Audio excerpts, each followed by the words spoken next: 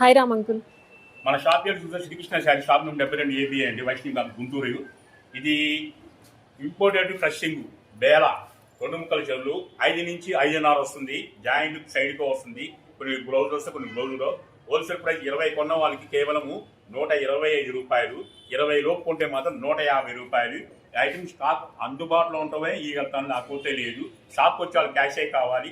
క్లారిటీగా వినండి, క్లారిటీగా పర్చేసుకోండి. ఎక్స్చేంజ్ రిటర్న్ ఆప్షన్ అంటే ఏం లేదు.